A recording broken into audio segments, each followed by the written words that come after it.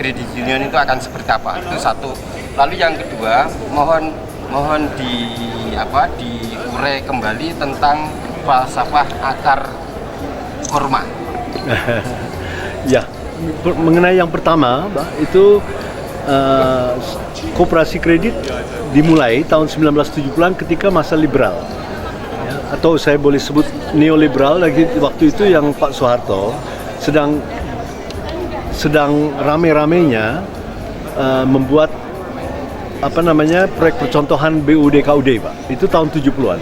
Dan kemudian muncullah Inpres mengenai BUD KUD, sehingga kredit union yang kami bangun pada saat itu, di saat masa liberalisme Indonesia itu, di Orde Baru ya Pak ya, itu terjadi demikian rupa sehingga kredit union itu dipaksakan untuk masuk menjadi KUD dan tidak diberi badan hukum, Pak.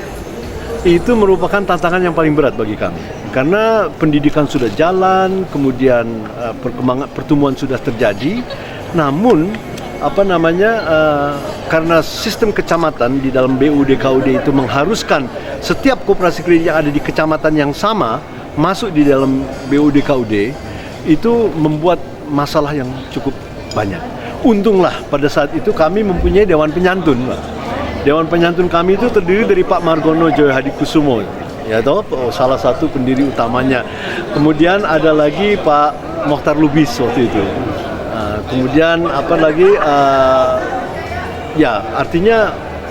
banyak yang anggota Dewan Penyantun kami, Pak Ibnu Sujono tentu ketuanya waktu itu, membantu kami menjelaskan bahwa masih ada political space, masih ada ruang politis untuk kredit union itu bisa berpengaruh, berkembang di Indonesia. Nah, akibat daripada itu maka koperasi kredit yang ada di kota diberi badan hukum. Namun koperasi kredit yang ada di desa tidak diberi badan hukum. Tapi tetap yang di desa tidak mau dijadikan anggota KUD atau bagian dari KUD.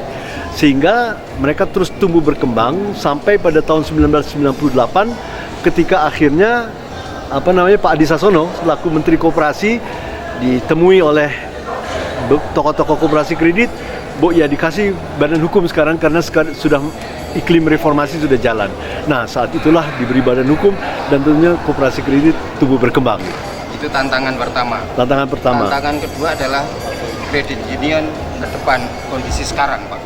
Oh, kalau tantangan sekarang lebih berat, Pak. Karena waktu tantangan di tahun era Orde Baru, liberalisasi ekonomi dengan adanya Pakto 28 waktu itu masih baru-baru saja. Perbankan itu baru saja mengadakan reformasi atau restrukturisasi sehingga perbankan itu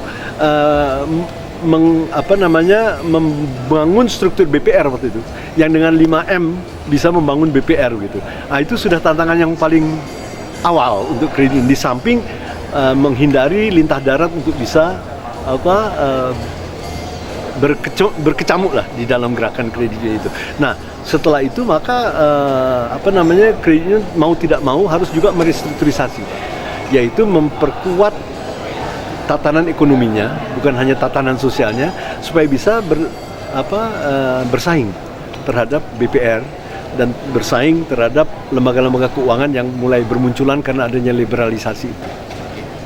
Tolong diurai kembali Pak tentang falsafah akar pohon kurma tadi, Pak. Iya, Pak. Pohon kurma ini kita hampir masa puasa kan. Ini kan orang banyak makan kurma itu. Orang taunya kurma itu manis, Pak. Tapi mungkin kalau dipikirkan lebih dalam, buah kurma itu sebetulnya hasil dari satu pohon yang bisa tumbuh lebih dari 100 tahun, akarnya dalam kedalaman 200 meter karena kegersangan gurun pasir, ya kan? Yang hanya dikelilingi oleh oase saja.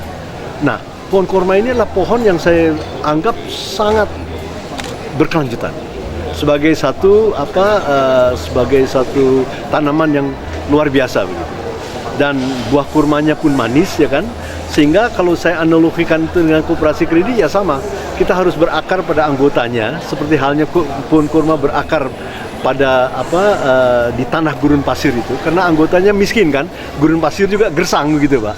Nah, itu analoginya bagus sekali dan hasilnya manis, ya. Akan mampu sampai akan mampu berapa lama lagi Pak kredit union mencapai seperti akar pohon kurma tadi?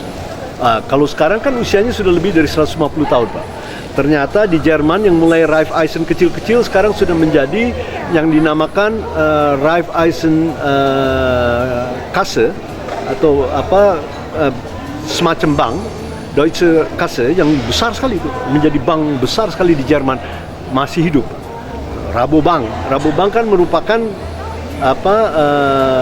perkawinan antara falsafah Raiffeisen dari Jerman dengan falsafah koperasi pertanian di Belanda.